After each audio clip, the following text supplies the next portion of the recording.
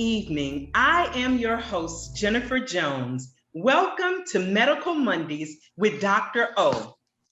Today's topic is maintaining heart health to prevent heart failure with just my heart cardiovascular group's lead expert, Dr. Camellus Ezeugwu. Now, welcome, Dr. O. Good evening to each of you joining in today on making health and wellness a priority for our community. Heart health is so important because it's the number one killer in the world today. Even COVID has not surpassed it. We are fortunate tonight to have a special guest, my brother, Dr. Camellus Ezeugwu, board certified cardiologist, assistant professor at Johns Hopkins University School of Medicine, and leading expert and CEO at Just My Heart Cardiovascular Group to educate us on our heart health. Thank you so much, Dr. O, and thank you, audience, for joining Medical Mondays with Dr. Toyin Opisami, MD, American Academy of HIV Medicine Specialist, for an exciting conversation about your health. Medical Mondays introduces health information, medical facts, and possible solutions as we examine health challenges to enable each one of us to live our best life. Whether providing a high quality care for families and individuals through Gennesaret Medical Center, providing care for vulnerable communities through Global Vision Health Center, or providing medical missions in the US or abroad, Dr. Opisami is committed to changing lives through healthcare wherever she goes, one person, one family, and one community at a time. Medical Mondays provides an opportunity to explore healthcare in one of our nation's leading community health advocates and world-renowned medical missions expert, Dr. O. Audience, if you have questions as you listen to Dr. O and our Medical Mondays guests, please drop them in the chat box or raise your hand and you'll be recognized during our question and answer session. Now grab your pen and paper, lean in, and get ready for an enlightening conversation about heart health. Dr. O and Dr. Ezeugwu. Thank you so much. Now again, I present Dr. Ezeugwu. Good evening, everybody. Thanks for the wonderful introduction, Dr. O and Jones. I appreciate the opportunity to come and talk to you guys, and I appreciate the power of Medical Monday, which is really the power of prevention. So today we're going to talk about heart failure and how to prevent that. Can I share my screen? So today we're going to be talking about heart failure prevention. I really have no relevant disclosure on this topic. Our key goal today is to discuss with you what is heart failure, who is at risk, how does it happen, how is it treated, and then answer for yourself, am I at risk? Can it be prevented? And what can I do to do that, to prevent that? So heart failure, what is it? Well, heart failure is when the heart cannot function efficiently to meet the body's demand. And the body's demand may be when the body is at rest or when the body is trying to do something. If it cannot meet those efficiently, then the heart has a problem. And that problem can be either in terms of pumping or relaxation, because the heart does that function of pumping or relaxing. And failure can be from the pumping, or it could be because it has problem relaxing, or it could be both of them. If we don't detect it early, it can go from failing to failure. Of course, if we pick it up early, we can then block it from doing that. But if we let that happen, then we get to where we have congestion, and some patients then begin to present with symptoms at that stage. Now, who is at risk? Well, we can say that anybody who has a heart is at risk of that. But there are other risks that really are the key thing that we're going to be mentioning about today. High blood pressure, diabetes, or if you have any vascular problem or lupus, or family of, history of cardiomyopathy, or alcohol abuse or excess alcohol use, obesity, excess stress. If people have congenital heart disease, they were born with it, or sleep apnea, or thyroid or endocrine problems, or cancer, where chemotherapy has also been given as well, or high cholesterol, or irregularities of heart rhythm, and many other possible risks that a patient might have. Now, how does it happen? Well, I know this is a busy, slide, but the main thing to take away from this is that it happens in stages. And I want you to focus on this key stage, stage A, B, C, and D.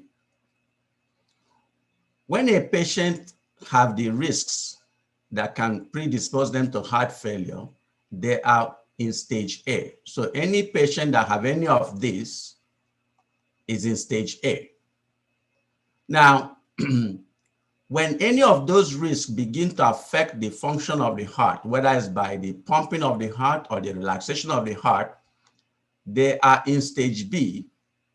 Now, this stage B is a stage when people don't even know that these risks are already affecting the heart because they don't really have any symptoms to tell them something is happening. And this stage is really a serious stage because sometimes people will drop dead without knowing. And thank God it doesn't happen that often, but this is usually what happens. But then you progress from stage B to stage C, which is when people begin to have symptoms. And if you watch here, they put here heart failure, because this is really the stage when it begins to be recognized by many people because patients now have symptoms. And as I said, the problem with it could be because of pumping issue. When it's an issue with the pumping of the heart, what we'll call the ejection fraction, which is the pumping of the heart, is reduced. So this will be like heart failure with reduced ejection fraction. This again in the stage C. Or if the pumping is good, but it's an issue of the relaxing of the heart, it will be heart failure with preserved ejection fraction. And then from this stage C, they go into stage D. At this stage, it becomes very refractory to treatment, and they are in the hospital requiring even heart transplantation, medication to support their heart and all that during the time they are hospitalized because they cannot do much then outside on their own. So can heart failure be silent? Yes. As we mentioned in stage A, this is when people have risks and they don't really have any problem with their heart. They have no symptoms at all. They go about doing their stuff, but they have risks. In stage B, the heart is becoming to be affected by those risks, but they have no symptoms. So they don't really complain of anything. They don't even know that anything is happening. It is when they get to stage C, when they start having symptoms, then that's when you start having this classification of what class of New York State class symptoms they have. So this stage B is actually a silent stage. Our goal is going to be to pick the patient up here and prevent them from going in this direction. Because when you get to here, of course, yes, you have symptoms and people get congested. We can get their, give them medication to reduce some fluid and they're feeling good. But at that time, really, the heart is already affected significantly. And when they end up in stage D, they're really at the refractory stage requiring transplantation and waiting list for that. Now, as we mentioned, the problem can be from pumping or relaxation or relaxing, or it could be both of them. So if you take a normal population, you know, and start sampling them, you can get different varieties on those different stages. And as again, if you watch your normal subjects, you have stage A patients who are the risk patient, you have stage B patients who have, you know, problem with the heart, but they don't really have any symptoms, so they don't even know they have it. It is here then you have stage C when they start having symptoms. So if you follow this arrow down here, where we're down calling them heart failure, which is now at the end part of it, if you follow it down, then you can see how it's divided into where you have some patients who are at stage C and have diastolic dysfunction, which means the pumping is good, but they cannot relax very well. Or they have, you know, systolic dysfunction, which is where their pumping is bad, but it's not an issue with the relaxation. In general, you may find that it are 50-50%, you know, of people having this type of situation. So how is it treated? Well, we would love to get patients when they are at risk and begin to manage the risk with patient education and all that, which is what we are doing today. Because if we capture the patient at risk and begin to modify those risks, you may find then that you'll be able to prevent the progression into these different stages. If we check a patient who's at risk, then we can define if the patients have already a structural problem, but you know, have no symptoms, and then you begin to manage them and try to keep them down here. When patients are in this stage B and with no symptoms, as we mentioned, and is not detected, and then they fall into stage C, it's uphill a battle that is really very difficult.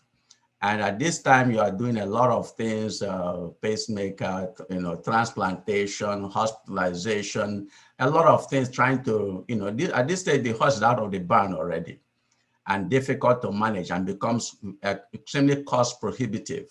So that if at this stage, you can actually manage patients with very small amount of money and patient education and stuff and really keep them healthy. And of course, when they start getting into D, you're talking about hospice for these patients. So with power of prevention, we really want to stay here and keep these patients on appropriate medications and prevent a problem. And as you guys know, blood pressure is a major cause of heart failure, and there are other causes of it. But in managing heart failure, there are medicines we give to prevent that heart from failing, in addition for medicine for treating the other condition. Okay. So am I at risk? Well, you be the judge. And if you're not sure, you consult with your doctor so the risk to be assessed. Can heart failure be prevented? Yes, that's the power of prevention we're talking about, and patient education. Yes, yes, yes, it can be. What can I do? Well, we've talked about the risks of what puts people at risk and patient education. If you stick to a healthy weight, exercising regularly, eat fruits and vegetables, whole grain and lean protein, limit bad fat or added sugar, salt, and alcohol, avoid smoking or use of recreational drug, reducing stress as much as you can, make sure you get enough sleep, and working with your doctor and having your doctor, if you're at risk, to find out what your current stage is. Because if you know what your stage is, then you can prevent it from, do what you need to do so you don't go to the next stage. And be on the right medications, because as I mentioned, there are medications that are designed to prevent the heart from failing, and there are medications that you just use to treat the numbers. For the blood pressure, there are medications that can reduce the number of the pressure and at the same time, protect the heart from failing. But there are some medications that just, all they do is reduce the number, but they do not do anything to protect the heart from failing. And remember that the key really in all of this is prevention, prevention, prevention. And so I do say that, we should all focus on prevention. Thank you. Thank you so much, Dr. Ezeugwu, for an awesome presentation. Not only did you simply tell us the facts, but you underscored the high-level facts with substantive detail and expertise, and we absolutely appreciate you. Dr. Opisami? Amazing. Thank you so much. You know, I was listening to that and I could not help diet again. What we put in our system is so important. Salt is bad when it's too much.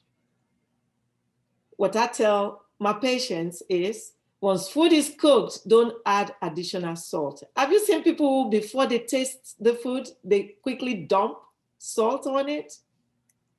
We have to stop that habit. Sugar, fatty foods, things that we have echoed over and over, even when we talk about teeth, about eye, about anything. It all comes down round again to diet. And not just diet, comes down to prevention. If you don't check that blood pressure, you don't know. So as high blood pressure is a silent killer, so is heart disease. They all creep in. And this is just scratching the surface. Because Dr. Ezeugwu has not said much at all tonight. There's still so much to talk about the heart and how if we don't prevent the preventable, they can become big issues and even fatal. Thank you so much, Dr. Ezeugwu. Much appreciated. Yeah, thank you. Yes. So go right ahead. Please go right ahead. Yes, because commenting on the salt, there are people who are very salt sensitive, that even a little amount creates a problem. So being aware of that, realizing that little amount for you may be a problem is important, because somebody else may be able to take more salt, but you cannot, So I'll leave that there. Thank you so much, Dr. Ezeugwu. So we are going to begin our question and answer discussion. And I'm always going to defer to Dr. O because she has the best questions in the world. So Dr. O, before we begin with our audience and their questions, do you have a question for Dr. Ezeugwu that can benefit your guests tonight? Well, I always have something. So, Dr. Ezeugwu, at what age should one start monitoring blood pressure? That's a very important question, actually. Screening for blood pressure should really begin early, especially if high blood pressure runs in a family. As we say, heart disease begins from the time of birth. Some people even have it even in utero, like congenital heart problems. So that if high blood pressure runs in the family, would advise to screen as early as even when very young, teenage age. If somebody's running obesity, even at a young age, begin to screen from that. Because the earlier you detect and then begin to manage and make adjustment, because a lot of things are prevention, really.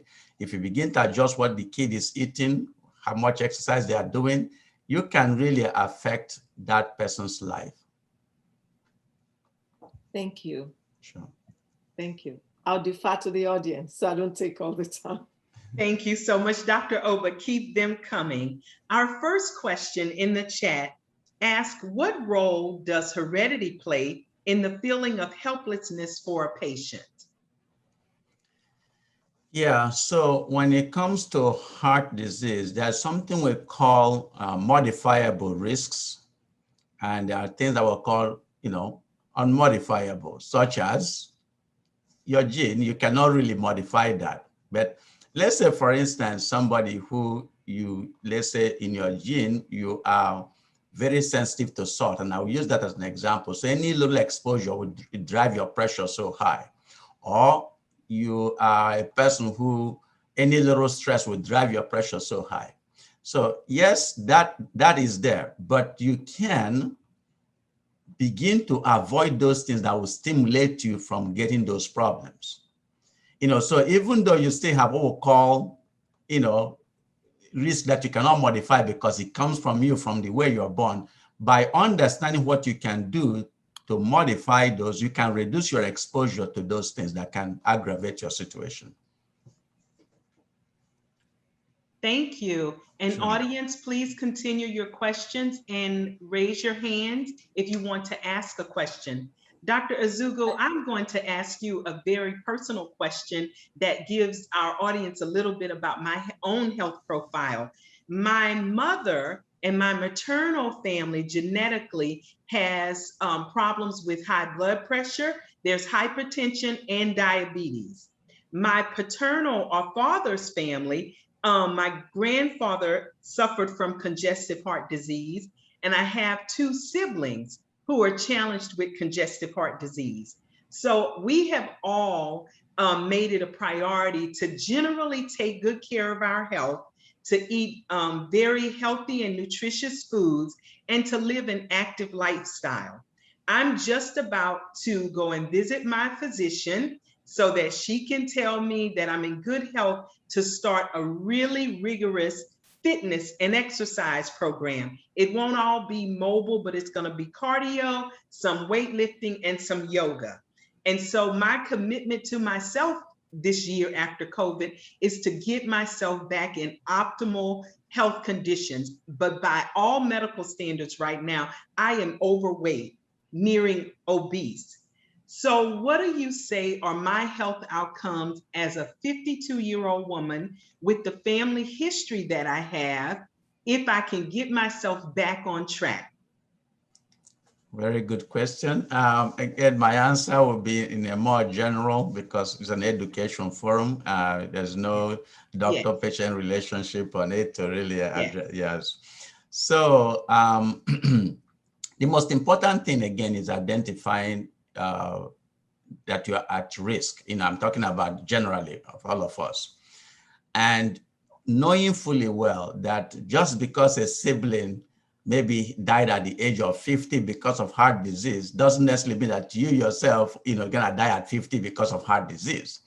If we identify those risks and begin to make significant changes on them, you will be surprised. For instance, in a family where high blood pressure runs as a problem, then that family can begin early to avoid salt, find out how sensitive they are. They begin to avoid alcohol use. They begin to modify how they approach to stress. They also begin to, inculcate exercise and appropriate weight in everything. And the beautiful thing about this is that if one person does it and break the chain of somebody dying at 50, before you know it, the other family will follow suit. And if, let's say in a family, whether it's the husband or the wife, once they make that decision to bring that impact in the family, the children learn. And then you make a significant generation after generation changes, So the idea of educating and making sure that you can modify your risk is extremely important.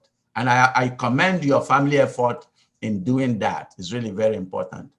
Thank you so much. You give me so much excitement in life, Dr. Ezeugwu, because I spent the weekend and last week with my sons. They eat almost no sweets. They exercise 4 days a week. They eat a very balanced meals. They don't do junk food, fried foods. So I feel like I've done some things right. So thank you. We have the chat box is now blowing up with questions, Dr. Ezeugwu. So let me get at them. Preventing gum disease is very important in maintaining heart health. Can you speak to us about that? Yes. It is. I laugh because people don't realize that gum problem, if any infectious problem is a problem for the heart. That even when you get I'm going to talk about gum disease, but I'm going to talk about it in terms of overall infection processes. one of the things about infection is that they actually, when it happens, they can depress the pumping of the heart. And we have a condition called myocardial depression from sepsis. And it can happen with a viral illness. It can, where the pumping just, fails during that illness. Now, when it comes to dirty mouth or gum issue, the funny thing about that is that not only is creating that what we call systemic response that affects the heart function, but some of those bacteria can actually sit on the valve of the heart and create the right infection on the valve of the heart. So it is, maintaining a very clean, dental distance is extremely important. And that becomes even much more important on those who already have a valve heart problem, have had like a valve replacement and all that situation. Yes. Wonderful. The next question is heartburn a significant symptom of concern for heart health? Again, another very important question. When it comes to the chest and in the area where the stomach is and the heart is, the nerves that supply those areas are from the same area. So that when somebody is having symptoms of chest pain or pain in the epigastrium, or it's hard to separate without investigating. Yes, of course, if a doctor sits with you and gets very good detailed history, they can, to a large extent, say that it's coming from either the stomach or the heart, but they cannot for 100% say that that is the case. So it becomes again important that if the patient have the risks and you think it's coming from stomach issue and you try the basic thing to treat it and it's still happening, then you must investigate, because that may just be the telltale sign as to what's going on with the heart, and you can pick that up. Yes. Wonderful. Is frequent heartburn an indication of potential disease? I think you just asked that. And the question, the participant continued to ask, what about chest pain and its links to heart disease? You just answered it. Do you want to expound any more on that? Sure. So many a time, if you're having a lot of heartburn, yes, you may find that you would end up seeing a GI doctor to look into that. And at the same time, if there are concerns, if you have the risks, you may also see a heart doctor to look out and see what is causing what. Because as I said, the nerves in those areas are all coming from the same source. So you find that pains from that area can mimic each other. And some people may have what we call classic symptoms of heart problem, and some people may not even have any symptoms at all. And all they may have is that indigestion. Okay, so if there's a concern where you believe is happening, and let's say your doctor have tried you on some medication for acid reflux and it's still a problem, then you're gonna be your own best advocate and say, I need to see a doctor, I need to see a heart doctor to see what's going on, and that's very important. You don't ignore it. Wonderful. How does having diabetes type 2 increase heart failure? Another excellent question. So having diabetes is almost equivalent to having heart disease, because diabetes, affects the blood vessels around the heart, the tiny blood vessels. And on top of that, of course, the risk of heart attack is much higher on diabetic patients. And worst of all, they can actually have a heart attack without even knowing. And then when you combine that diabetes with high blood pressure, that complication rate gets even much worse. And what is also important to know is that I know people go around and say, pre-diabetes and diabetes and try to separate between the two. If you look at the complication rate in terms of blindness, neuropathy, kidney issue, all of those, pre-diabetic patients have the same risk as diabetic patients. So being pre-diabetic doesn't just mean that you're not at risk. In reality, that is the very time to maximize preventive measures. And can you give us an idea of what some of those preventive measures is? I've heard that moving from a full diet to a plant-based diet can significantly improve outcomes for diabetes patients. Yes. Again, proper diet, plant-based is extremely important, okay? Fish, exercise, there are a lot of things you can do to keep healthy before even medication. So you find that if you implement just controlling what goes into this mouth, controlling how much exercise you do, controlling your stress level, controlling how, making a schedule where you know when to go to sleep and wake up, knowing what kind of problem you should really let people worry about and what you should not. So a lot of these things can really play a significant role in reducing your risk before even medication comes into play. Wonderful. So those are all lifestyle changes and things that we can control. Yes. Beautiful. Someone asked, what causes a hole in the heart even at a very young age? So again, another beautiful question.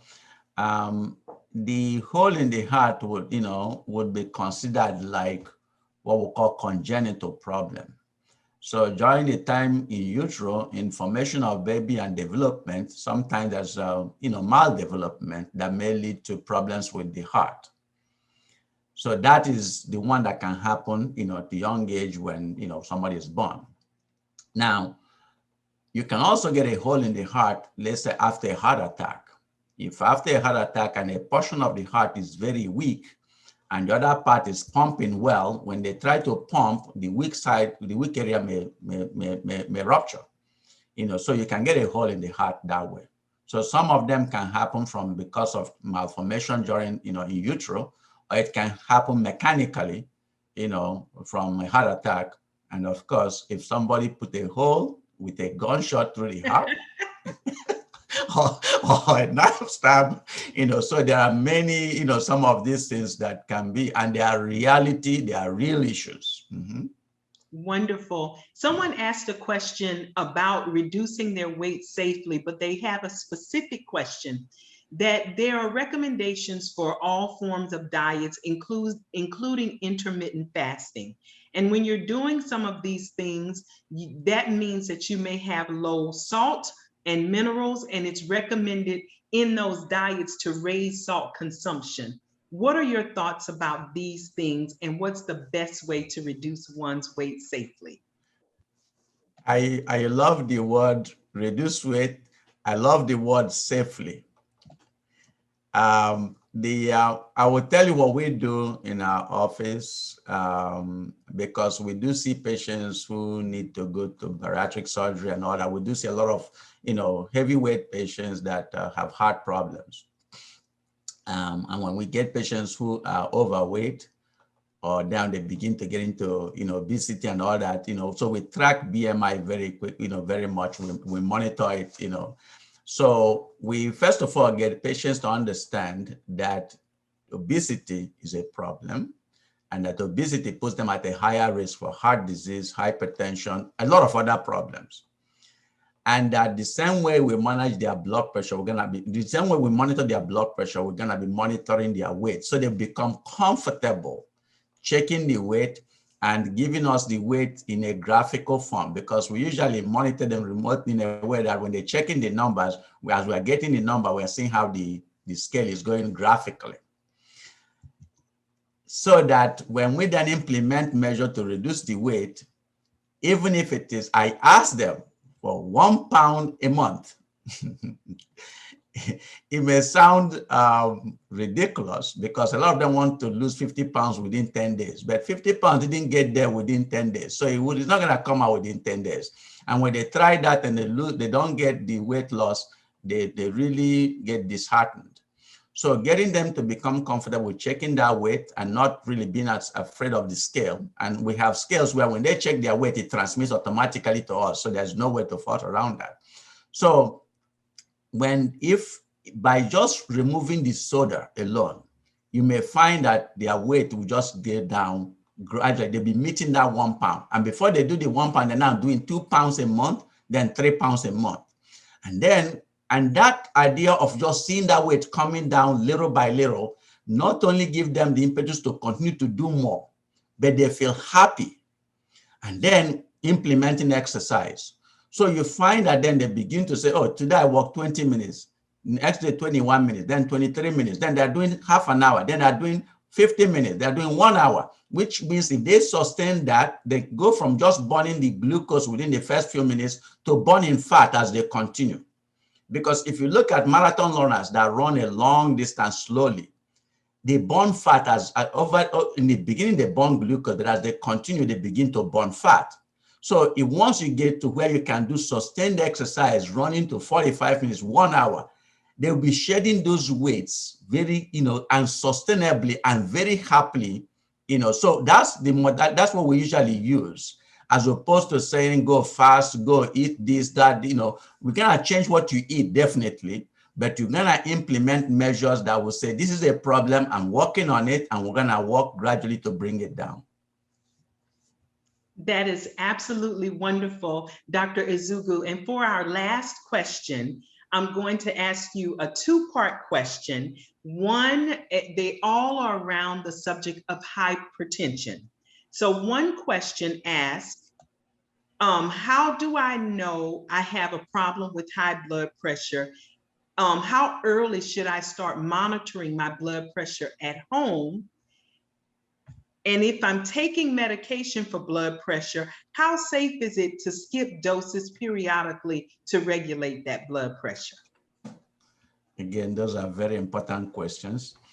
How early should you start monitoring your pressure? If you're at risk, as early as possible, even at teenage age. If you see your child that the weight is, if you go to a pediatrician, they should be checking the weight and pressure. If they start telling you already that your child is having a pressure issue, pay particular attention, begin to do a lot of lifestyle modification from right off the back. That child should not be eating fries, should not be eating pizza, you begin to really play a significant role on that. Of course, if it is yourself, then you're gonna know you need to do those things. Now, how often should you be checking your blood pressure? This is what we do. We give patients blood pressure machine or have them, get one. And in the beginning, we have them checking their blood pressure 3 times in a day. We usually put medications of course, the goal is gonna be to try to give them a medicine that maybe can, control the pressure, one medication, that will run through the whole day. However, in choosing that medication, as you know, just because you have high blood pressure, you're already a heart failure risk patient. So we look at high blood pressure, not just as a number game. It's not a number issue. It's a systemic problem because it affects the organs, what we call end organs, the organs that have those little blood vessels. It destroys them, causes stroke, small micro strokes, causes blindness, causes heart attack, causes kidney failure, causes circulation problem. So we look for medicine that will protect those organs from the effect of blood pressure. And then if that medicine is enough to control the pressure as well, good. But most of the time that medicine is not enough. So you're gonna add another medication to reduce the number while you have them on medicine that protect the organs. The mistake people make is to say that I only wanna take one medicine. That is not the way you manage high blood pressure, unless it's one medicine that is a combination with other medications that do those goals. Now, should you skip your medicine? If you begin to monitor your blood pressure, you may find that once you're in cruise control as to what the medicine you're doing and your diet and everything, you may reduce the amount of time you check it to morning and evening. And with keeping that number, then your doctor can know whether you need to be on medication in the morning and also in the evening, or whether one can be, one that goes around 24 hours. And then if you check your pressure, let's say now in the morning and it's low, let's say at 8 o'clock, then you don't take the morning medication at 8 o'clock, you recheck it again around 10 o'clock and see where you are. And then take your medicine, because it's not just only controlling the number, it is protecting those organs. Of course, would you forget because you traveled or you slept and you didn't get to take the medicine and then you woke up? Should you double on the medicine? Well, you have to check your pressure, see what it is, and then take the dose you're supposed to take and then see how you go with that. Absolutely excellent. Dr. Ezeugwu, we have absolutely enjoyed you. We have enjoyed it, the expertise, the questions and answer, and really helping us to feel comfortable and light that we have the power of prevention in our hands by making a lifestyle change. I know that our audience is just pleased to have had this expertise, and I'm going to defer to Dr. O now to give her medical moment and to give you her own gratitude and salutations. Thank you so much again. You are so kind. I mean, you're telling your patients to lose 1 pound a month. You weigh better than me. My patients, I ask to lose 1 pound a week. You can do it. So we shoot for 4 or 5 pounds a month. So thank you. Really appreciate that. And the fad diets. I agree with you. When people lose weight rapidly because of these fad diets, they cannot maintain. You cannot maintain it. We are humans. You come to the point where you would relapse. You would go back to eating those things that you should not eat and then gain everything back, and it becomes even more frustrating. And not just chips, not just sodas, chips also. You've got to stay away from those bags of chips because they will keep weight on you. Thank you so much for bringing us back to the fact that diet and exercise are so important. Thank you. Thank you. Thank you. I appreciate that. I appreciate what you guys are doing. I appreciate the fact that you're emphasizing prevention because that's the key. Yes. Thank you so much, Dr. Ezeugwu. Thank you so much, Dr. O. To our attendees, as we continue our mission to educate, inspire, and empower you and give you medical information and more, we will continue to integrate fitness, nutrition, more health information, lifestyle, wellness, and other boosts to increase the quality of your life and the joy and peace in your soul. Please share the Medical Mondays link and invite your family, friends, faith-based, nonprofit, and community organizations and individuals in your community to take advantage of this gift. Email us if you have questions or need any additional information at medicalmondaysdro@gmail.com. That's medicalmondaysdro@gmail.com. And please subscribe to our Medical Mondays channel on YouTube and be sure to hit the notification bell on the page. You will be notified of our future shows and can join us and share our information with one click of a button. And most importantly, remember our mantra: strong health, strong future, the power of prevention. We look forward to our next conversation on Monday, May 24th at 7:00 p.m. This concludes tonight's edition of Medical Mondays. Thank you and good night.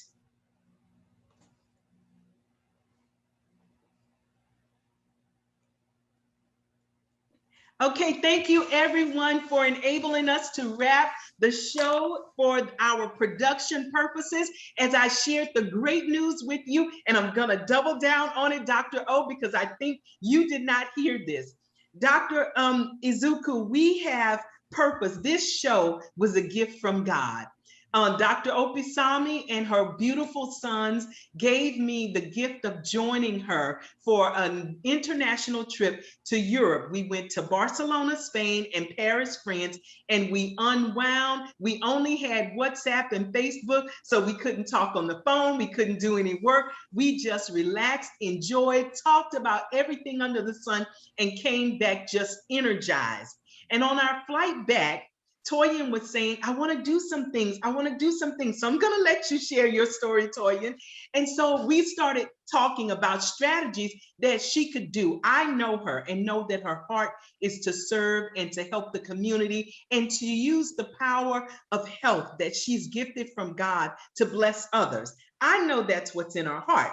But I'm also a practical cancer research scientist turned businesswoman. So I know how important it is to have revenue, grants, and all of the things that are necessary to move forward in our society. And so we put together all of these ideas for the foundation. We're going to do more grants and establish programs, and we're going to do this. And we have a litany of things that we want to do. One of the things was, I said, what is your best day of the week? Is it Sunday evenings, Saturday mornings, what day? She said, Mondays are my best day. Had she said Wednesdays, it might have been healthy, wealthy Wednesdays. Had she said Fridays, we might have said fitness Fridays, health is something. But she said Mondays, and Medical Mondays was born. And it took our partner in the divine, Dr. Capri Saiti, who in a luncheon that we all had socially distanced in January, she said, it's time to get Toyin going. We got to get something going. And so on March 1st, we began Medical Mondays. So from its inception in 2018 until today, our goal and mission was to start this way for Toyin to communicate her passion and love with hopes that it would translate into future opportunities to grow the foundation, grow the business, do all of those things. But this would be her one gift from the heart. So all of the other things, we're going to have people host her and sponsor her to do. So this was our strategy. And honestly, the last 10 weeks have been amazing. You, Dr. Ezeugwu, are just one more amazing piece to the puzzle. And so in talking to my production friends and my friends in Atlanta and Hollywood, who are in everything from movies to TVs to Amazon to Netflix, I said, what can we do? How can we make this real? And so starting tonight, we began the first formal produced show of Medical Mondays that is going to be edited, structured, and packaged for the YouTube channel.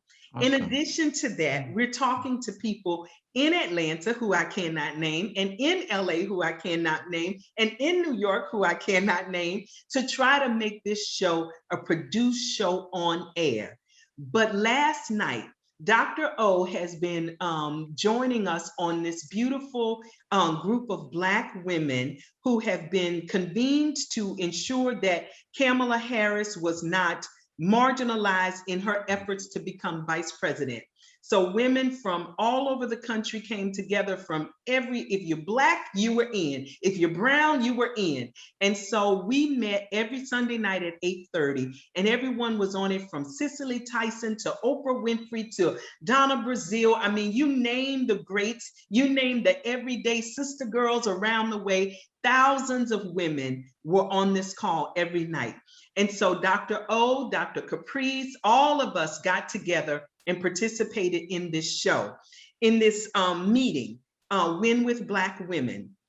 We make millions of impressions. Right now, we're fighting to have a Black woman named mayor of the city of New York. We're fighting. We did things in Georgia. Stacey Abrams is a part of us. I mean, you name it, we are a movement. Right now, we're fighting to get Christian Clark named to be a deputy AG in the country, in the FBI and DOJ. So we do a lot.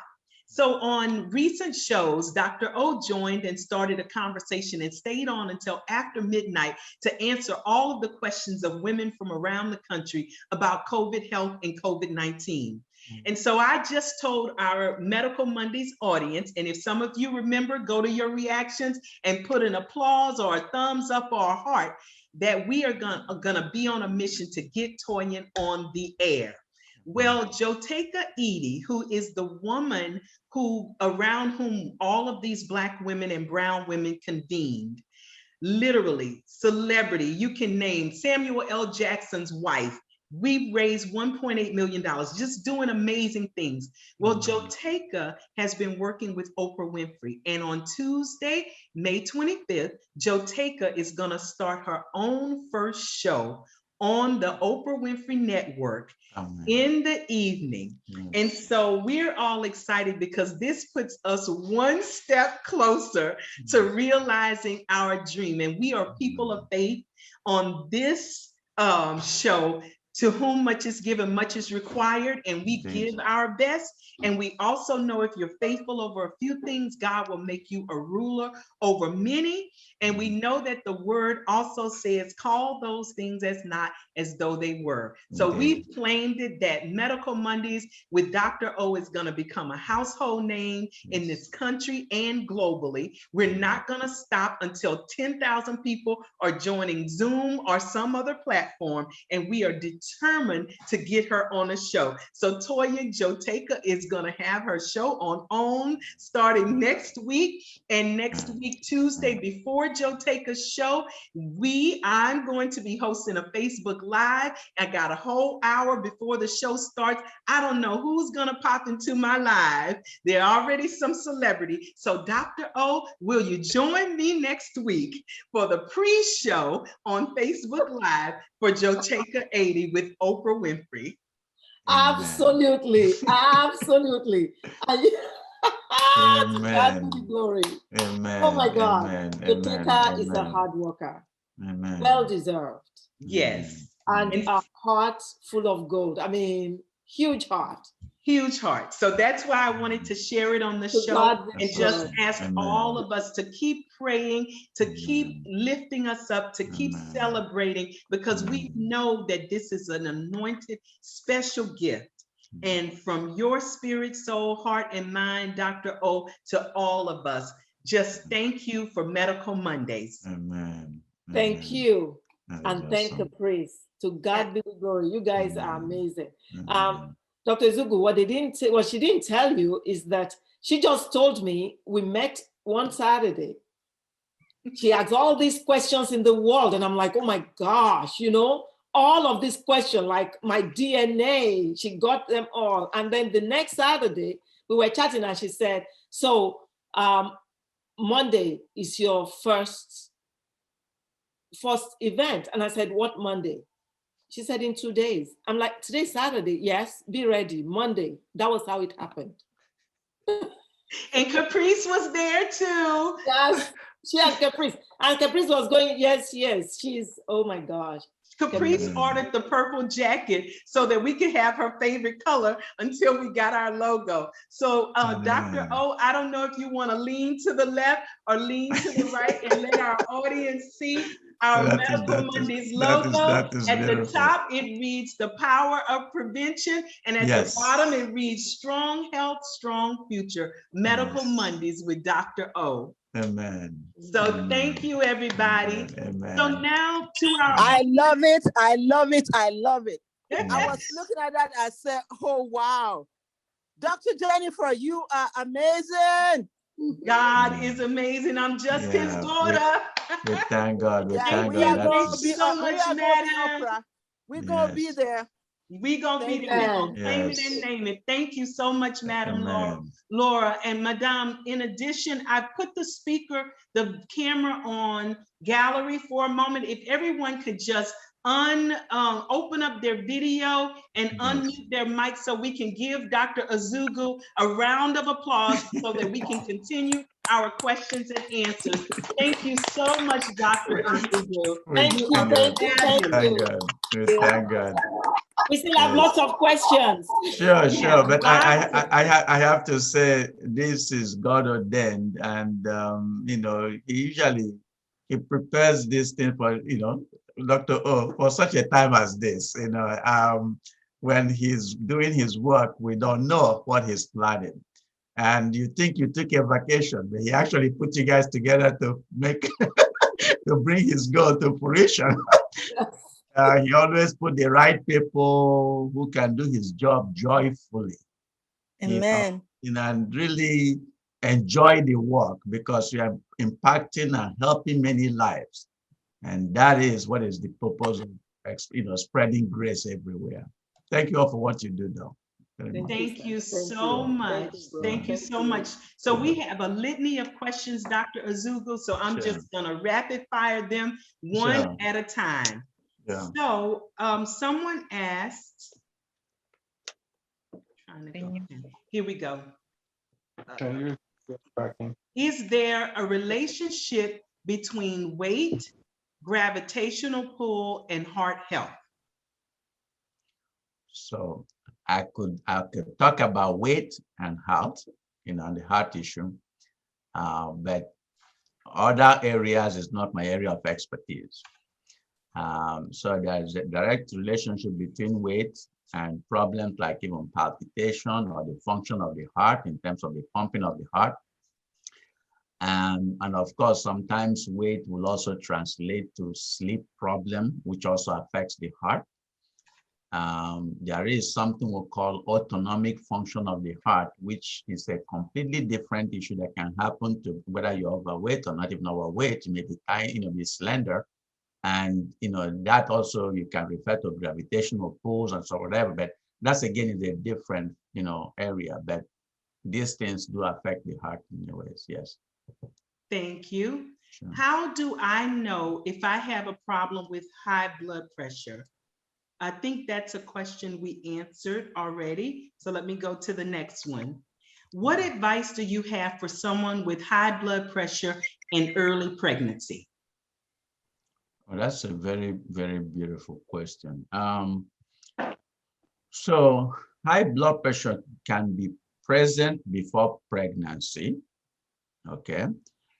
High blood pressure can also develop during pregnancy, and these are two different, issues.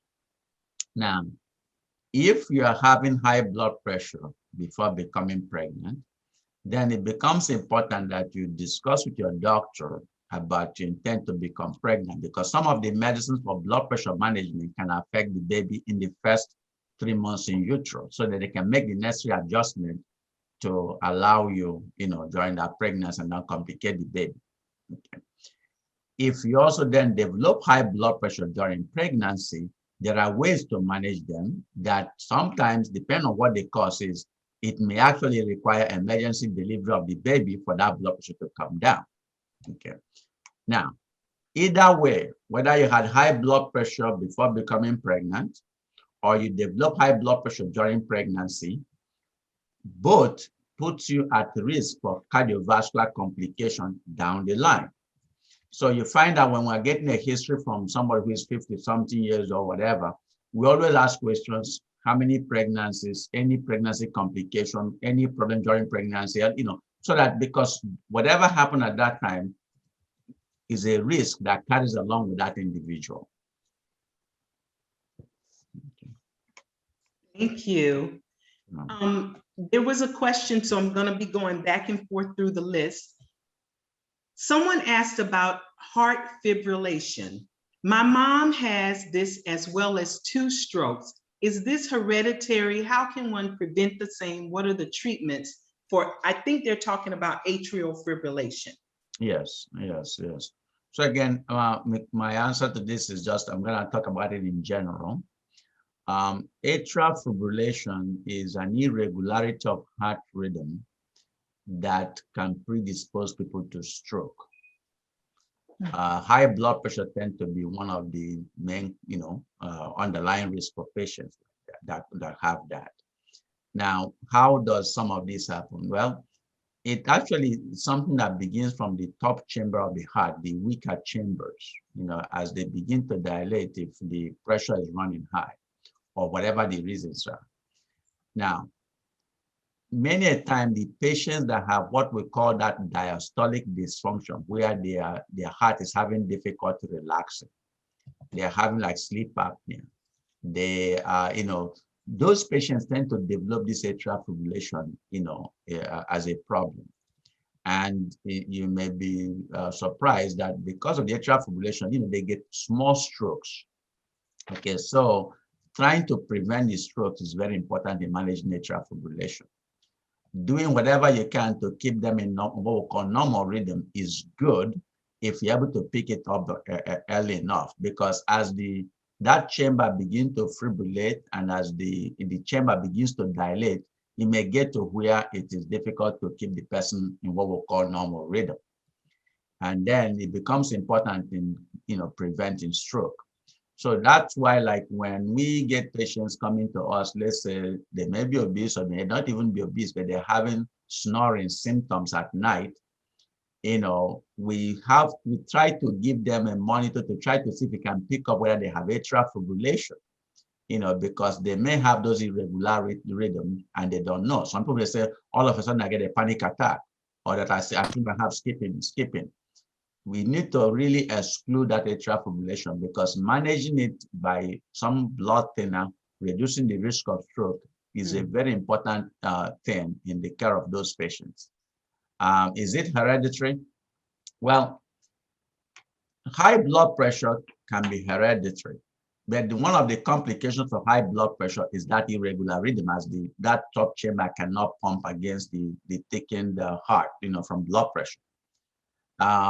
So you may find that the incidence or prevalence of atrial fibrillation may increase as people get older. So if you do whatever you can to modify your risk in high blood pressure and even sleeping issue and stress issue, you can reduce the chance of getting atrial fibrillation. If you are somebody who binges in alcohol a lot, you can actually get atrial fibrillation from alcohol abuse. That we even have what we call holiday heart, which is where somebody can drink alcohol in a binge and get atrial fibrillation that night. Okay, yeah. So those modifications are very important. Yes. Wonderful.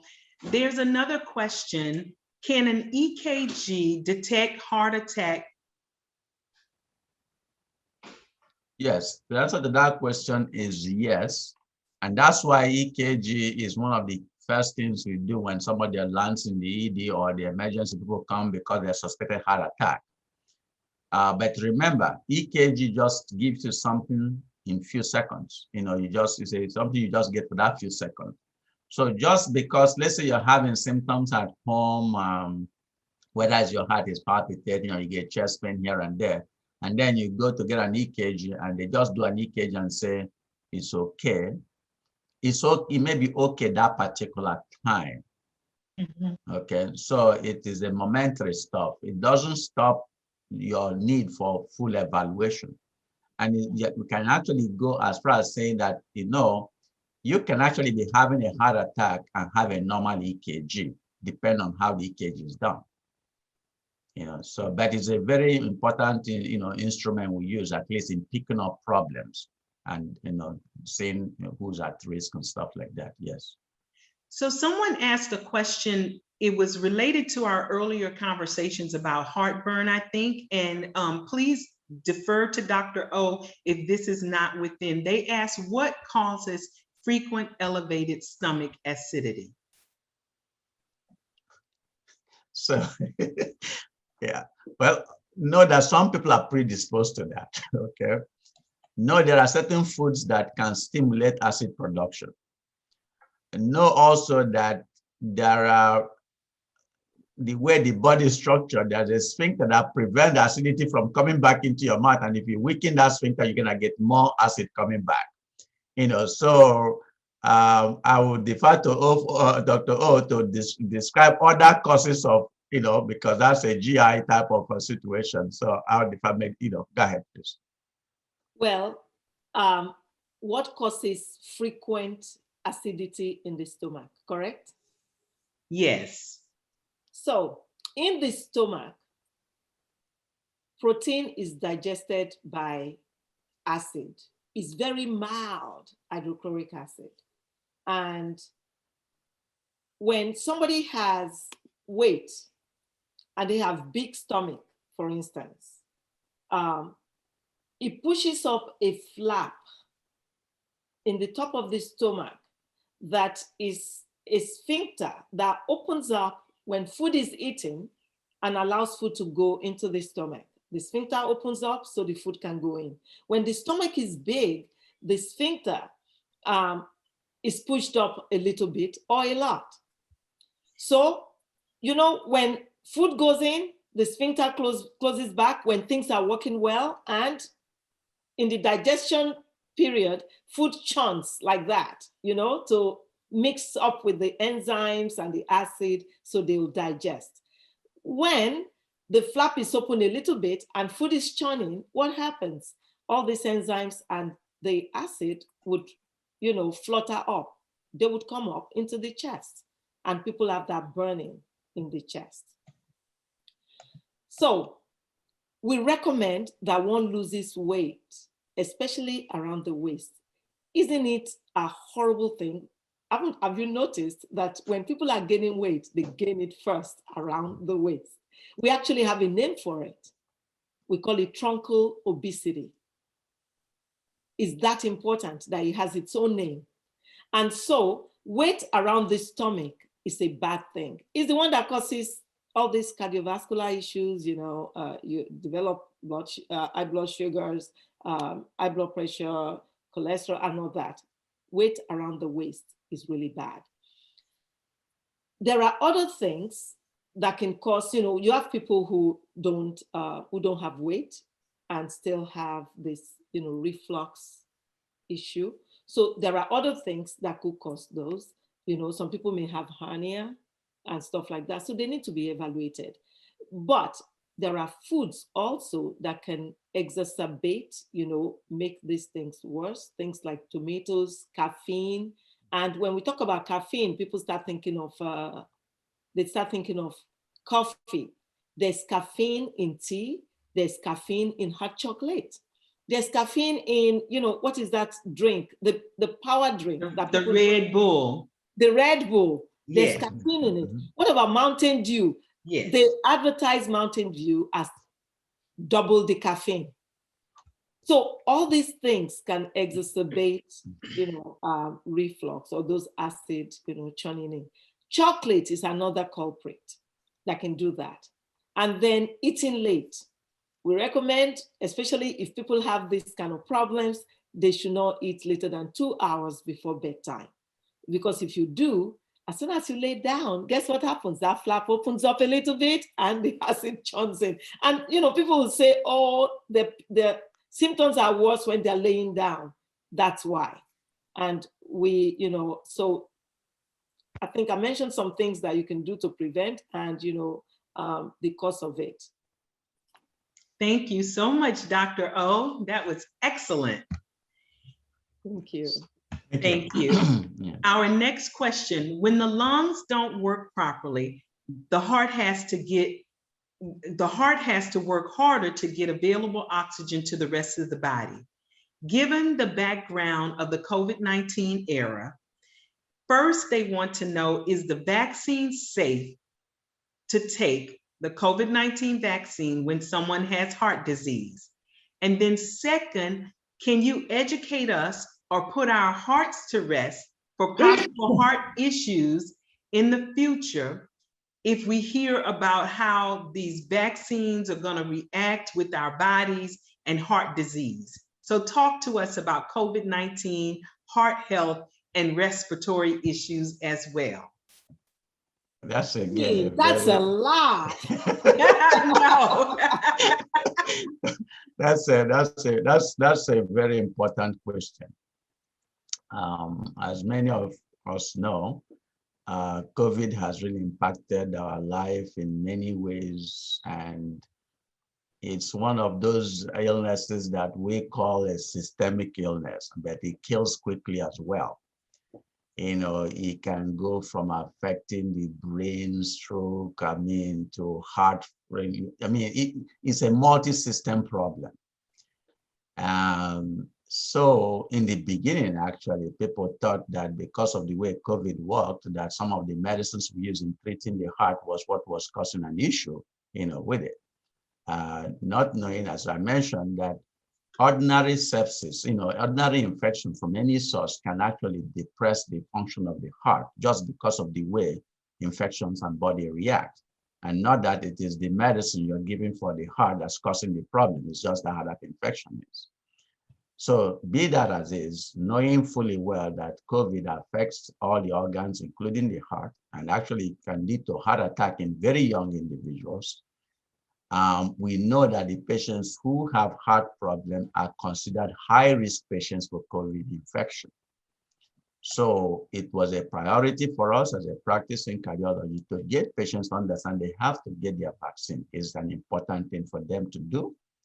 and barring those who have certain, allergic reactions in certain ways, which does not mean really contraindication for them to get the vaccine. So they have to be monitored in a little bit longer when they get their vaccine. We do advise every patient that is at risk, and every patient that have heart disease is considered a high-risk patient should get their vaccination. Okay, and we have had patients, our patients in the 90s, some of them 100 have gotten their vaccination, and that's safe to give. So we do encourage that people get that. It's the right thing to do.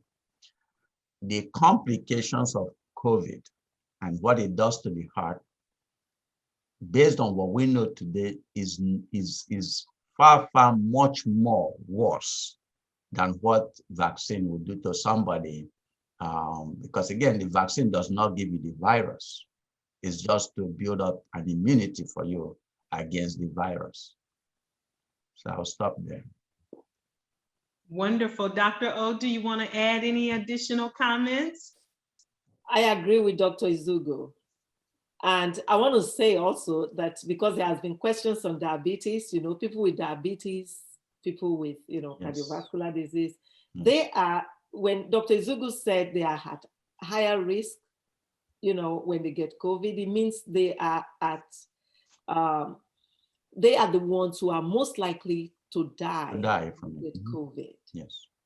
Just to put it in plainer language. And so it is important to get the vaccine. It protects, not 100%. I believe we should still wear our mask. Things are relaxing. I'm sorry, I still wear my mask and maintain that physical distancing. By the grace of God, the Lord would help us to clear this pandemic, but we are not quite there yet. Yes. And so we still need to be mindful of that fact. Yes, thank you so much. Another question was asked, can you please address the direct impact of obstructive sleep apnea on heart disease? Yes. That's again a very important question, and it affects a lot of people. And so first, let's just know how to even pick it up, and so we don't ignore it. You may have a partner who snores at night. Or you may not have a partner who may even notice that you snore. So you may not even know that you snore, but then you wake up in the morning and you feel tired, even though you think you slept for 8 hours. Or you find a situation where in the middle of the night, you're waking up, feeling like your heart is beating fast and your mouth is fully dry. And usually it's because, when you fall asleep, either your tongue blocks up or you just stop breathing. And some people don't tell anybody about this until it gets late. Now, the very time when you have that apnea, which means, let's say you stop breathing or something, that time there is no oxygen, for the heart. So the heart really is asking for what is the oxygen. That's why it starts beating very fast. And that's why you find that, you wake up, you first need to open up the window, you drink some water or something like that. But each of those episodes affects the heart significantly. And you can imagine that such patients may actually, when they are just sitting during the daytime, their resting heart rate may be higher than normal. And so if you take a heart, let's say if you're using your hand and you're just counting how much your hand is doing like this, you could do this like this for about 60, even for more than an hour or 2 hours. But if you're going like this, before 10 minutes, your hands gets weak and you can't really do. Similarly, when the heart is doing this, the muscle gets weak and then it can't really pump as much anymore. Not because it's dead, but it's just that it's just gotten weak. So when patients come and talk about sleep, we take it seriously and try to get a sleep study to make a diagnosis, and then giving them the treatment and like a CPAP machine, and making them understand that a CPAP machine is like a husband and a wife. You have to get along. It's not like you just take it, so I can't breathe with it and you take it out. No. If it doesn't work, you keep working till you be able to get the right one to use. Because if you don't, what's going to happen, each of those times when your heart or when the oxygen doesn't go, the brain cells are dying at the same time. So before you know it, you begin to forget little things. Then that irregular heart rate goes into atrial fibrillation. Now you're getting little strokes. Now, even when they give you the CPAP or oxygen, or they give you your medicine, you don't even remember that you had the medicine. So, and the problem just compounds. So if you are picking sleep apnea when you're in the 20s, and then you're refusing to use the machines and stuff, by the time you're 40s, you can't remember most of anything, and your life just becomes miserable. So sleep apnea not only affects the heart, but it affects many systems in the body. Beautiful. One of our participants said they have tried everything, but the weight will not drop. Is there any organ in the body that can regulate weight loss?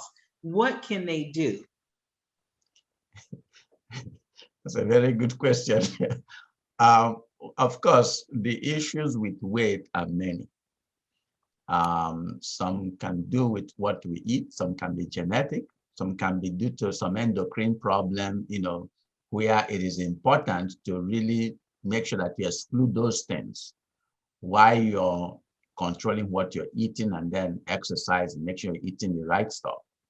So if, let's say now you're trying all, exercise and proper diet, and you're still not losing the weight, then you have to make sure that the other areas are investigated, such as endocrine problem. Is there something causing this? Okay.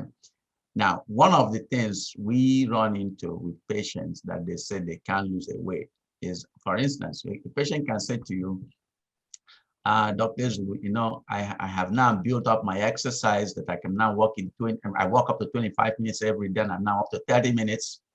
I usually walk down the street and come down, okay, but my weight is not moving. And then you say, okay, when you walk down the street and come down, what do you usually do? Well, I walk down the street and I buy something, I come down. What is it that you buy? All of a sudden you're hearing, I buy a can of soda. And then they come home, they treat themselves for that without soda. So the calorie that they've burned, which is not up to that one kind of soda calorie, they really put it back in. So you find out really sitting down to find out from them what it is that they are doing. And you may become very pernicatic in terms of trying to find out what it is. Because once you find that, it could be that they go down and they come home and they treat themselves with an ice cream. Okay? You're gonna find what is it that they are supplementing that's making it difficult for that weight to shake. And of course, I'm gonna, in the same vein, I want to underscore the importance of bariatric surgery. Bariatric surgery reduces a lot of complications of obesity, such as high blood pressure issue, heart failure, diabetes, and all that. So do not be resistant to it as a form of treatment with a lot of good long-term benefits if you need to have that done. Yeah. Thank you. May I interject? Absolutely. Keeping food diary may help. And when you keep the food diary, be honest. Dr. Ezeugwu is right on the money. I had a patient when I was in residency who vouched that she did everything. She was doing everything and was not losing weight. So I asked her to keep a food diary. I was in residency. And the food diary would include everything you put in your mouth, including what you drink, what you eat, and all of that. She was honest, and she was a regular soda drinker. Everything else was perfect. So I told her, I said, this is a lot of calories. Showed her how much sugar was in the sodas and all of that. She started dropping weight when she stopped that. Yes. Again, I'll mention chips is another one. Keep a food diary. Be honest with yourself. You'll be surprised. Then another thing is missing meals. When you start missing meals, you put your body in a constant state of starvation. Right. The body does not know the next time you'll feed it. So when it's time to eat, because you've starved yourself, you're going to eat a little bit of a bigger portion. And then what happens? The body hangs on to it because it doesn't know when next you feed it. And what does that do? It slows down your metabolism to top it off. Yeah. So you can burn the fat, Sure. and it becomes a cycle that you just keep putting on weight. Sure. And you say, I don't eat, I eat only once a day. but I'm putting on weight. Yes, that's why you're putting on weight. Small, frequent portions. Healthy. Drink your water. Make it your friend. Put lemon in it if you don't like the taste of just water. It works like magic, but don't put sugar in that lemon. Yes, thank you. Look at Dr. Jones. She has a jar, pitcher of water. It's actually a pitcher that she has there. That's important. Yes, yes. We love water. We love water. Yes, we do. Yes. And if you like to have beverages, I say forego that glass of wine and have some expensive filtered water from Fuji. Do things that are off the beaten path and just replace that soda urge. Just get rid of it. Drink the water. Drink the water. It's the biggest game changer. So we have and so thank you, Dr. O, and thank you, Dr. Ezeugwu. There's 3 more questions. Are there visual signs in the body, i.e. the fingernails, the toenails, skin rashes, that can help reveal problems with the heart? Yes. Questions. Many a time, many of us actually start examining patient from toe to head. And some go from head to toe. But among those, the fingernails, the fingers, yes. You can pick up a lot of systemic problems by just looking at even the fingers and toes and stuff like that.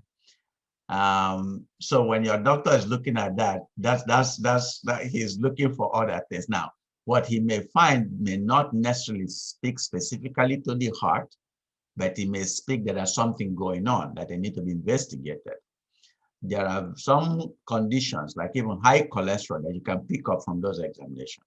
You can find infections in the heart that can, where the throat clots and all that, you can also pick up from those examinations. But there are other subtleties of other conditions that you can pick up in anemia and all that, that you can pick up from those examinations. Even extension of fungal infections, that could be a problem. So there are many things you can pick up on those examinations, and it's the right thing to do. Mm-hmm. Thank you. I don't know if you remember last week, Dr. Bouvel told us about the cholesterol ring in the eye. In the eyes. Mm-hmm. Yes. Yeah. So, yeah. Yes. Thank you. Sure. What are the normal waist measurements for women and men? What's a healthy waist? That's a good question. Well, what we aim for men, we ask them to keep it around 40 inches if they can. And for women around 35. Yeah. Dr. Ezeugwu, it's too generous. I keep telling you, for men 38. Because, the type of people we end up getting by the time they get here. For women, anywhere from 24 to 28. 35? No, 32, 35, 32, okay. But again, after they've had their babies and all, you have to. Right. Yay, Dr. Ezeugwu. It's too generous. Because we should take a poll. What do all the moms say? But, so we, yeah. Of course, the lower the better, but really, it's, yeah. And someone Dr. O, you're a taskmaster, man. 28? That's once upon a time. Yeah, it's high school waste and that. But it gets hard after that high school to get back to that. But so the lower the better. But yeah, it's a risk.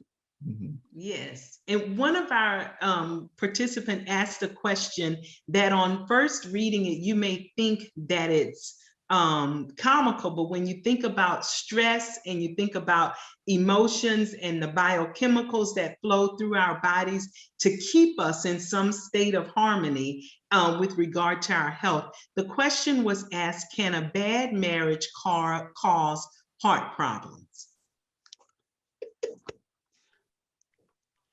Well, a good marriage will give a beautiful life. There's no question about that. Now, stress of any kind, whether it is from marriage, whether it is from business, whether it is any type of stress, or just worrying about your children, or just that the bad news comes and all that, it affects the heart because the heart responds. It doesn't matter to it what is causing that stress. It just responds. So, and you can find a situation where you can go to a doctor and they investigate and the heart is functioning okay. And the person can have a heart attack if they worry themselves very much.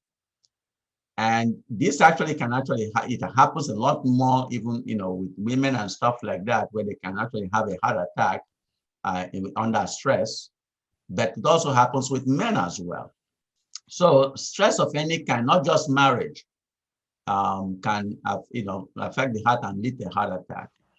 We do advise stress management, so that if you really find that you are under stress, whether it's your boss or or a co-worker or something, trying to figure out how to manage that stress so that you can really bow out from it, because it will and can and lead to a heart attack. Yes.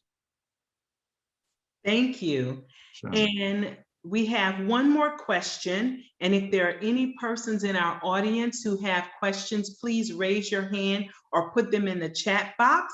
And then we want to share another beautiful thing about Medical Mondays with you, Dr. Ezeugwu. Amen. So the next question is canotonic heart conditions. Oh, cyanotic heart conditions can be detected. Cyanotic.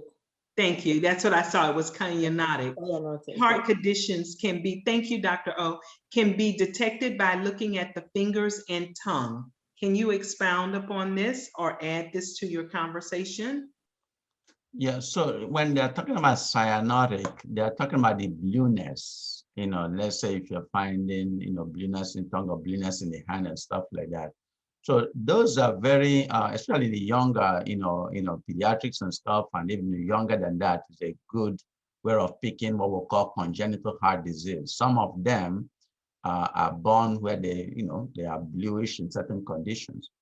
Now, a person can, if they have significant lung disease, or even sometimes when they have what we call AV fistula. AV fistula is where there's mixing up of blood in the oxygenated blood and the non-oxygenated blood in the system. Yes, you can begin to see some of the bluishness and stuff like that. So you can, under certain cardiac situations, see those kind of bluishness, and it can imply a problem with the heart or a problem with circulation somewhere, within the system. Yes. Also, with anemia, people talk about anemia a lot. I'm tired, especially women in, childbearing age, having heavy menses. The fingers, the nails can start becoming bluish. We can detect that there. And under the tongue, something called frenulum, like that. That line there becomes pale. We can look at that to detect and say, oh, this person has anemia. And how is that important to the heart? There is a kind of heart failure that people who have anemia can get that is called high output cardiac failure. So your heart can actually fail because you have anemia. And detecting it can be as simple as, looking at the nails or that frenulum, that line, under the tongue. So yeah. So much. Oh, a lot, and of course, checking the basic blood count just to see. One of the things that, picking up on Dr. O's comments about anemia, we have had patients who they were placed on iron supplementation during, because of menstruation and stuff. And then along the way, they think that they don't need it anymore and they stop. And some of them have flown over here to be treated, only to find out it's severe anemia just because they have stopped taking the iron supplementation. So keeping the blood count and checking your blood count is important because, you menstruate, you lose blood, so. And you know what, Dr. Ezeugwu, Jennifer, this guy asked this question that is just hitting at me, that in managing blood pressure with medication, how safe is it to skip doses periodically? So what do you think? Right. Yes, So, and so he let- did share it earlier because it made him laugh like, no. yeah. So let me just again discuss this, Yeah. re-emphasize this. High blood pressure, diabetes. Well, let me just talk about high blood pressure. That's the one you're concerned about. These are chronic conditions. So when you have it, you have it. And when just because the number is good, doesn't mean that you now don't have high blood pressure or that it's gone. You have resolved. No. So the treatment involves two things. One is to protect the organs from its damage, and the other one is to control the number. And of course, so you can have a good life and long life and all that situation. So when you begin to skip, you are just exposing yourself to more problems. Because again, your body will react to high, situation that will drive your pressure high. It will react and the pressure will go up. And you may not even know that that happened. Okay. And then if by the time you know it's happened, it may be the time when somebody have a stroke, because that time the blood pressure is way high. So we do encourage to avoid, skipping your medicines, but make sure you're on the appropriate medications. Okay. If there's anything on blood pressure medicine that you may need to make adjustment on, it would be those ones that are not needed to prolong your life or to protect your organs. So you need to work with your doctor to make sure you're on the appropriate medicine, because not all medicines do that. Wonderful. Dr. Ezeugwu, before we talk about Medical Mondays champions and VIPs, I would like for you to give us what you would like to be the closing message from all that you have shared with us tonight. Sure. The closing message, I will again underscore that prevention is very powerful. When you prevent, as I said, good doctor will emphasize prevention, because you only treat conditions when they're now in a bad situation. So, and when you look at what we talk about how to prevent heart failure, first you may think, I cannot do it. No, you can. You really can. If you make a decision to do it, and you really believe in yourself to do it, and work with some people to help you do it, you can do it. First, identify if you're at risk. Then identify what stage you are at by talking to your doctor, investigating. Because remember, again, in that stage B, people don't know. They go about doing their own thing like nothing, But that's the time you want to pick up that problem and make sure that you're placed on the appropriate medicines to prevent you from going to stage C. Okay, so I will emphasize again that prevention is important, and a lot has to do with you as a patient than actually with your doctor, because diet and exercise are very, very important. Your doctor may not be able to monitor you on all of those, and can only manage you based on the data you bring back to your doctor. If you're not measuring your pressure, you're not measuring the weight, you're not giving your doctor the information and just saying the medicine never worked, then he has no data to work with to help you get to where they need to get to. So you work as a team effort, but then you are the leader in terms of providing information, what is worrying you, what needs to be addressed, what is your sleep issue, so that your doctor can help you with that. Thank you. Outstanding. Outstanding, Dr. Ezeugwu. Dr. O, do you have any other tidbits to close us out with before we do our normal 10-minute close to the show? And then I want to acknowledge a couple of VIPs that we have in the room. I think this has just been fabulous. Thank you so much. Thank you, Dr. Ezeugwu. And I just want to give a shout out to our champions in Africa. It's almost 2 a.m. I saw my bro, writer and author,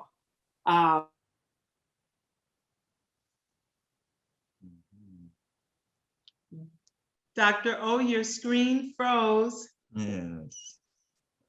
She'll come back. She may have to go out and come back. So while Dr. O is out, I'm going to do two things. I'm going to take a point of okay, you're back. Go right ahead, Dr. O.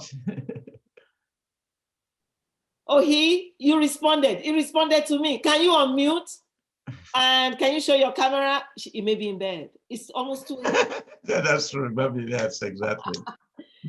Miriam also responded to me. Where are you?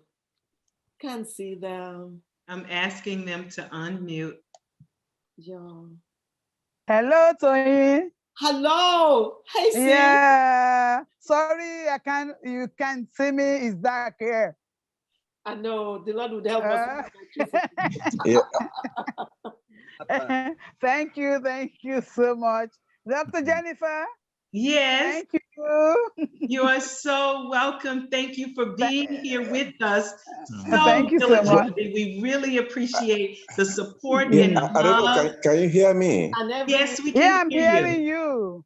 Now we can hear you. Oh, we can hear you. Okay, yes. Thanks. I'm so glad to be. Well, I had to sleep early to be able to wake up to watch this, and I say that I've got more information than I never knew I could get so easily. I thank you all. He's our author, and his books have now been approved for children in schools in Nigeria. Correct? Beautiful. Yes, that's true. Yes, and I said you're supposed to write a book on girls with girls, right? I will. I promise I will. Thank you so much, because when I told Dr. O, yeah, for the power of prevention, we're going to need books and all kinds of things. And she was like, oh my gosh.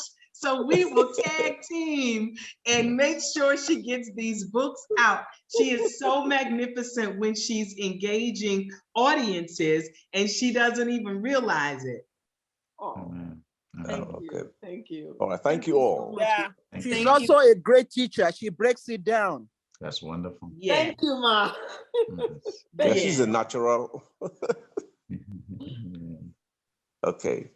Thank you all so much. So Dr. O, you know that every week we have an audience, so we still have to honor our VIPs, AJ and Hannah, who are going to be doing brunch, lunch, or dinner with us at King Street Oyster Bar.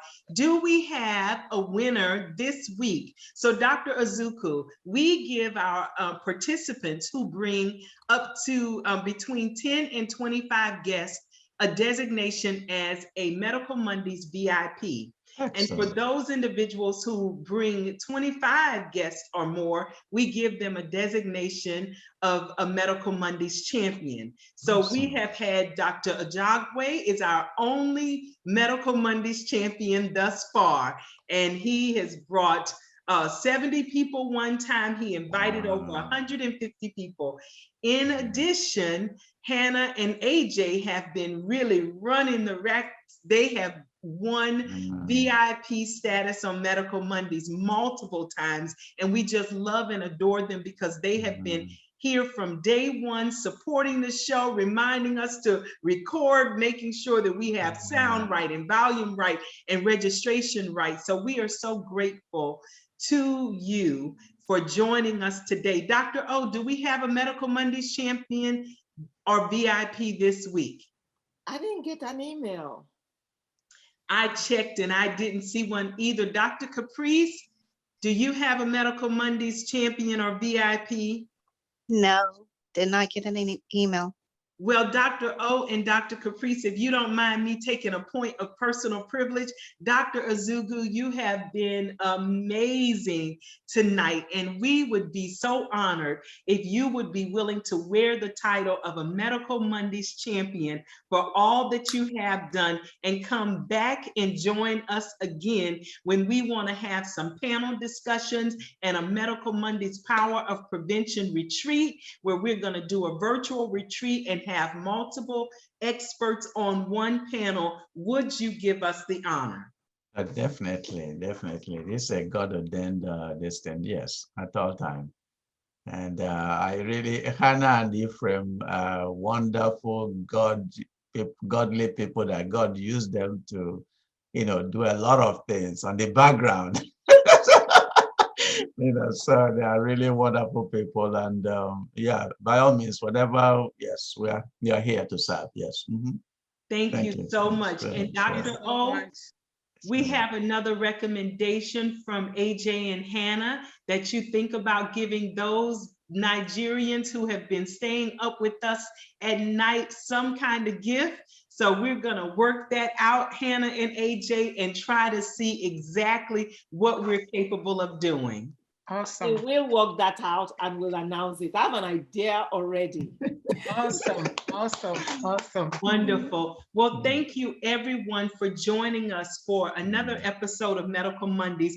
Don't log off just yet. We're going to end Medical Mondays the way that we always do. You heard Dr. Ezeugwu today tell us how important it is to not only just take medicines and wait until you have symptoms, but to try to stay in the A and B range, get medical treatment, medical care, medical assessment, know your numbers, know your health symptoms and outcomes, monitor your heart activity. If you think something's wrong, you be the leader and be your best advocate. And we want you to know that this is about lifestyle and a quality of life. Dr. Mike's talked to us about it. We've had guests come on and tell us why Black people die first. We've heard everything from every expert, from your eyes to your liver, to every single thing. Dr. O is bringing us world-class medicine here on the Medical Mondays show. And so we are just excited and celebrating you for being here with us. We want to continue to expand our audience and ask you to get on and stay on for the long haul, because only God knows where he's taking us through Medical Mondays. Dr. O, what say you? And welcome and thank you, our newcomers, people who attended for the first time today. We thank you. And guess what? Just to piggyback on Dr. Jones, next week we are bringing back our champion, Dr. Ezeugwu, and he's going to now piggyback also on the, breathing, sleeping, obstructive sleep apnea, brain health, and all of those things and how they affect us. Don't miss it. You know him already and you know how dynamic he is. So I'm looking forward. See, I see people clapping already and giving the heart signs. Yay. So I'm looking forward to next week with Dr. Ezeugwu. Wonderful. Dr. Ezeugwu, are you here and will you say hello to us before we sign off for the evening? I'm already doing thumbs up. 2 thumbs up. I already sent a message to Dr. Ezeugwu, thanking him for a very interactive evening.